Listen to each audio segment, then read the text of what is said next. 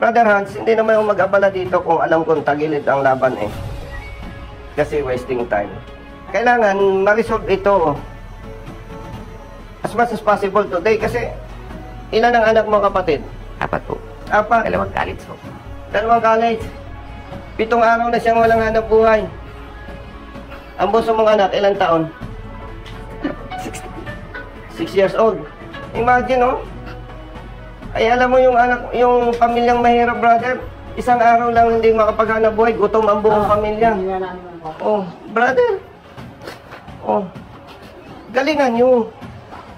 Kung tama ang panghuli ninyo, wala akong pakialam, kahit pakapamilya ko.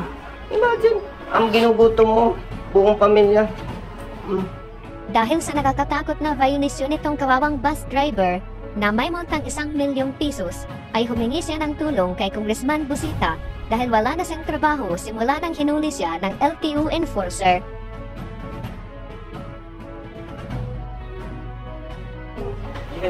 Hindi naman, may driver lang na dumulog sa amin. Halika, brother. Morning po, sir. Nandiyan na yung enforcer ninyo? Yeah po, si Madam. Sinong ating adjudicator? Si Sir Elias. I-request ko yung presence ninyo. Kasi brothers, alam nyo, pag may dumulog sa aming opisina, nakita namin na may mali nga sa apprehension.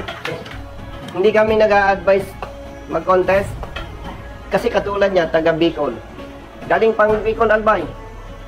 Nahuli ng enforcer ninyo, bakit ko i-advise mag-contest? A-absent sa trabaho. Mag-schedule ng hearing. Mag-schedule kay brother ng release ng resolution.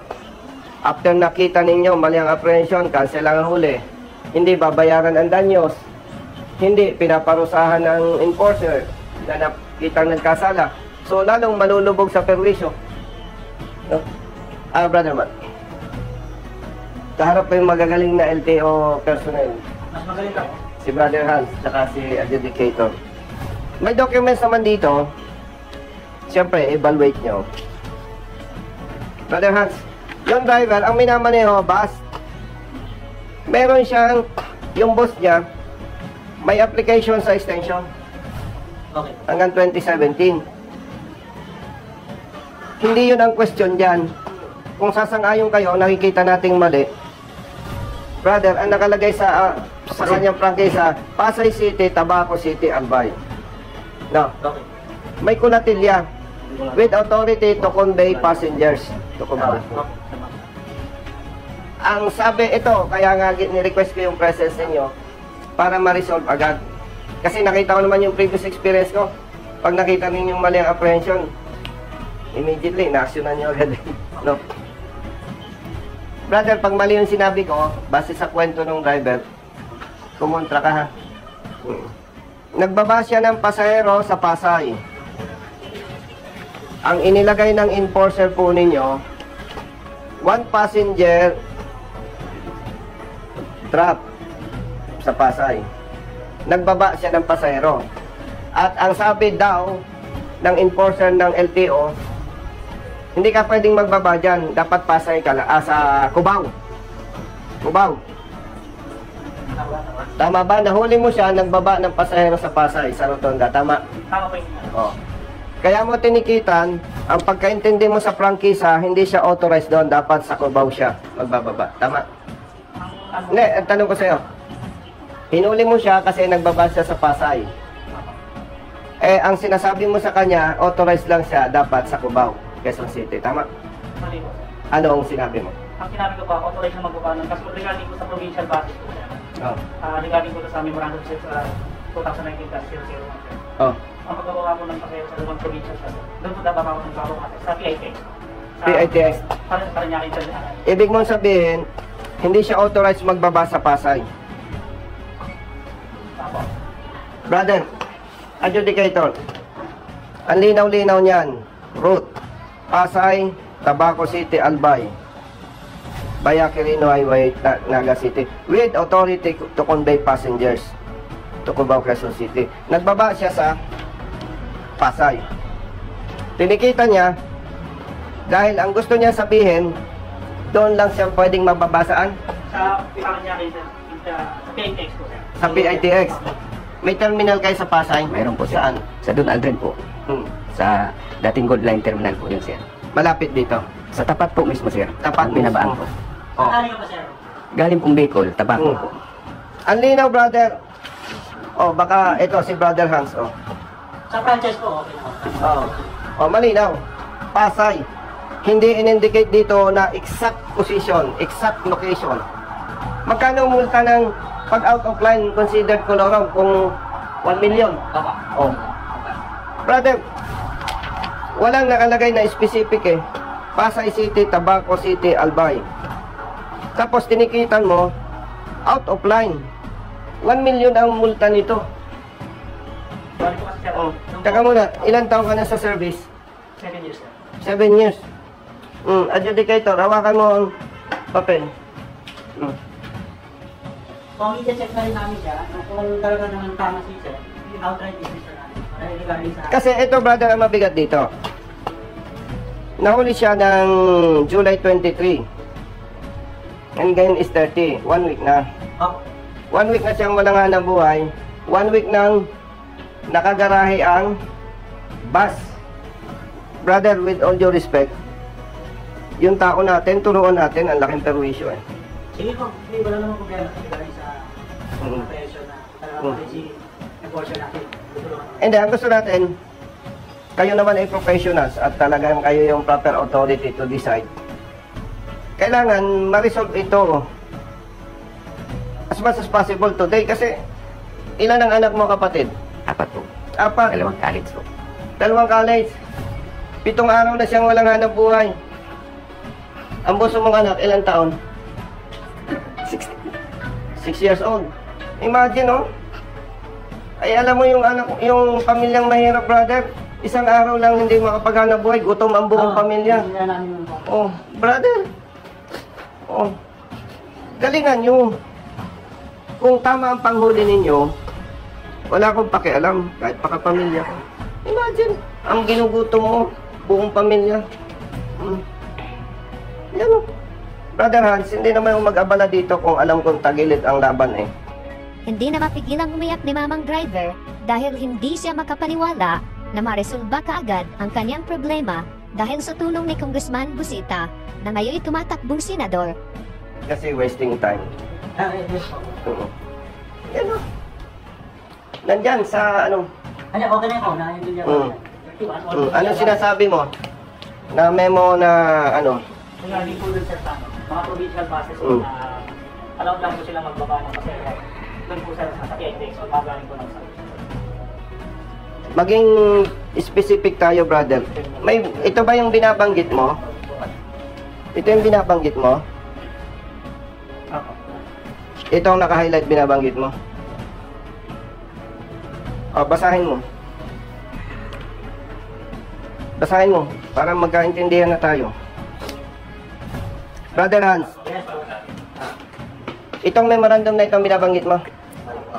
Po. Brother, ito yung binabanggit niyang memorandum, yung galing sa'yo. Wala po. Sa simanan po. Road amendment. Nagpapalo po kayo nita. 2019. Ito yung binabanggit mo, no? Naka-highlight dito, oh. Ang binabanggit ng enforcer natin, ito, oh. Basahin natin. All the routes of provincial buses coming from the north with terminals along EDSA are temporarily amended to end at Valenzuela interim terminal, and those coming from South Luzon, Visayas, and Mindanao with terminals along EDSA in Cubao, Quezon City will end at Santa Rosa interim terminal, while those coming from South Luzon, Visayas, and Mindanao with terminals along EDSA in Pasay City will end at Parañaque Integrated Terminal Exchange PITX.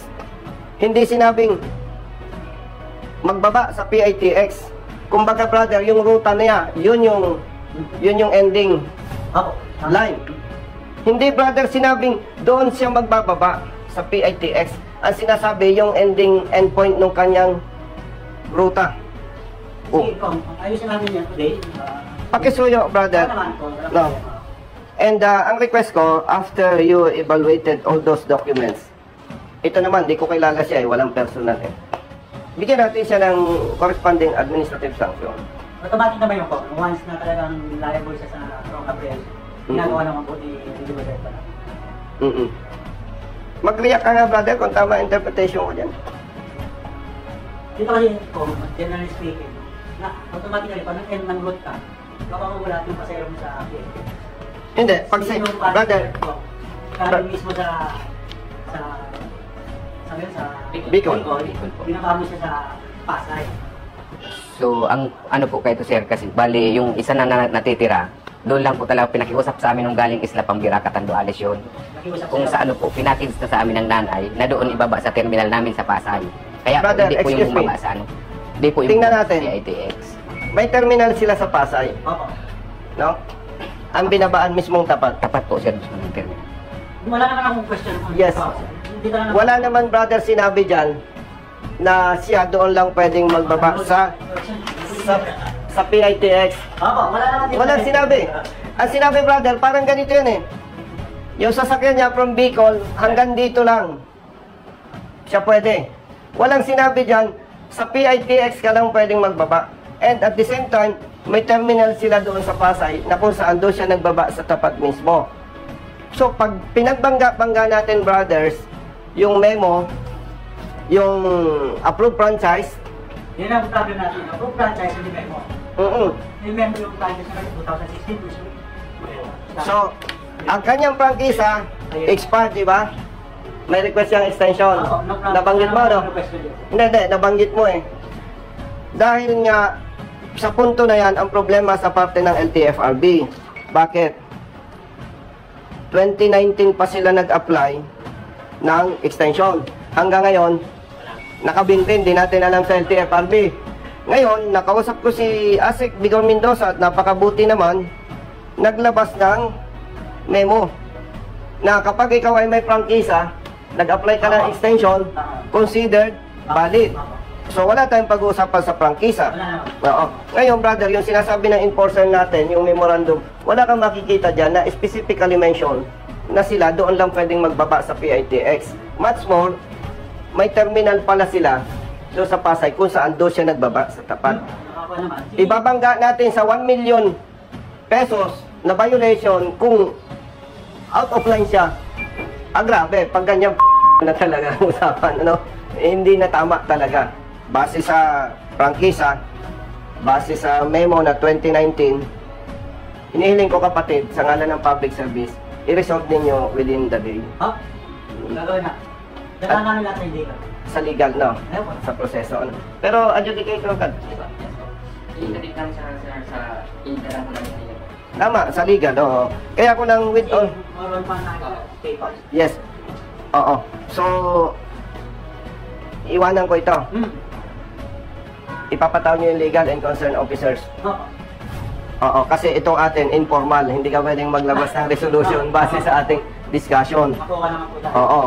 So, itong documents na to, May temporary operators permit na yun. tama. Tama, di ba? Oo. Kapatid, payong kapatid ha, ayusin mo, kawawa ang nabibiktima eh. 1 week ng gutong pamilya nito. Walang hanap buhay. Mabuti na lang at may Congressman Busita na malinis ang puso at handang magserbisyo sa bayan at para sa mamamayan. Sana Congressman Busita, huwag kang magbago sa pananaw mo. Para sa aming mga riders, lalo na't malapit ka na maging senator. Inaksyonan yung ating idinulog. Opo lang sir. Naglabas ba sila ng resolution? Meron po sir. Pati mo. Mainit-init pa. No?